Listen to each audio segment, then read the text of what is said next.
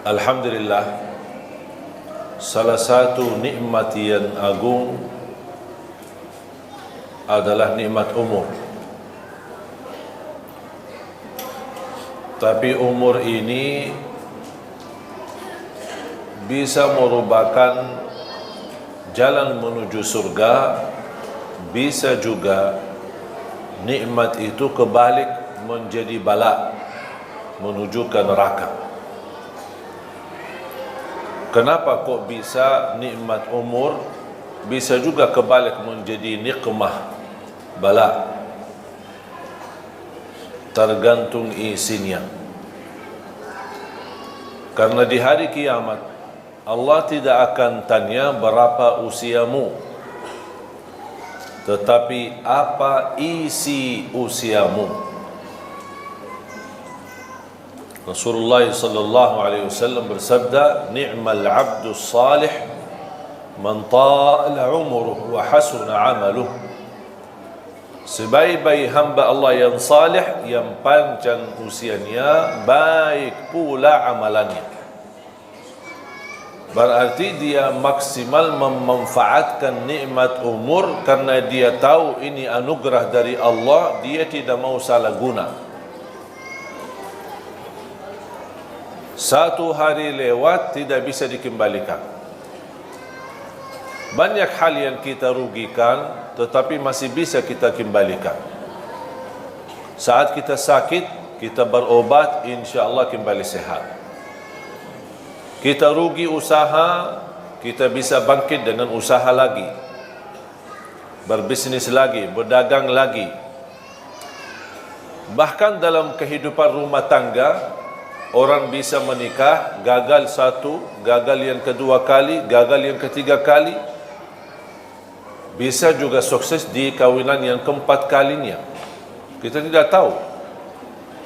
Tapi maksud saya bisa diatasi persoalannya. Bukan berarti misal kalau kita nikah kemudian gagal, bukan berarti habis kehidupan. Kita masih bisa berkesempatan masing-masing mencari jodoh baru.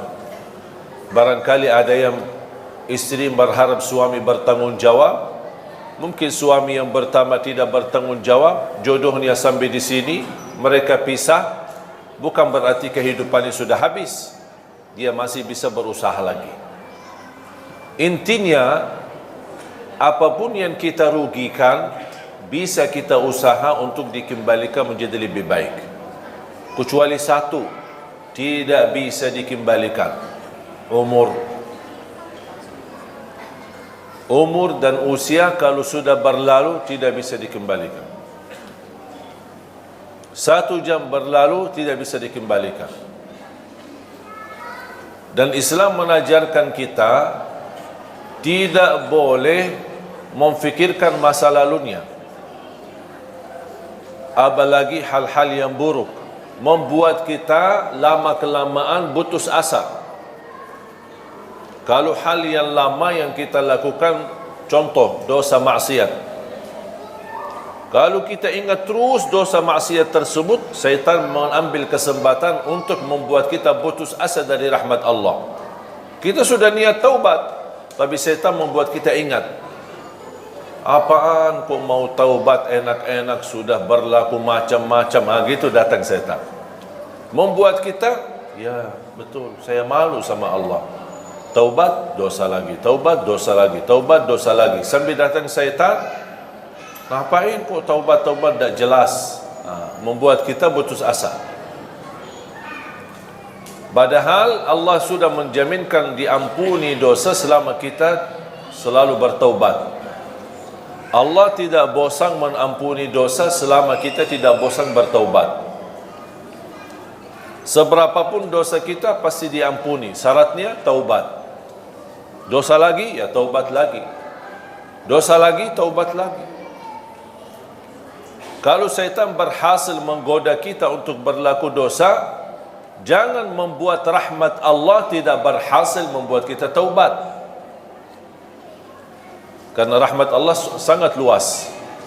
Sampai Allah berfirman di hadis yang qudsi, "Ya ibna Adam, law balagha dhunubuka anana as-sama' thumma laqitani thumma astaghfartani laghafartu laka ala ma kana minka wala ubali.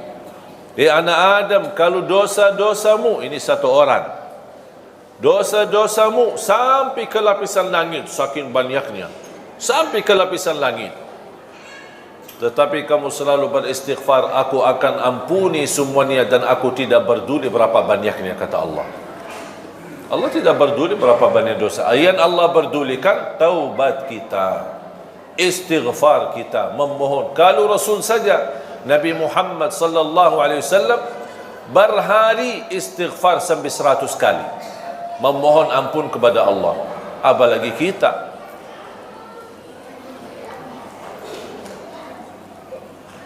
Hal-hal nikmat yang sudah berlalu kita tidak boleh kita lupakan, pasti kita ingat.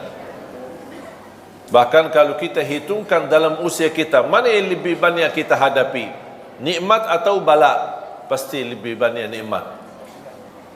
Tapi kenapa yang difokuskan hanya bala? Sampai kita merasa aku tidak dapat apa-apa. Justru kalau kita membandingkan keadaan kita dengan orang lain, kita bersyukur, alhamdulillah keadaan kita masih lebih baik.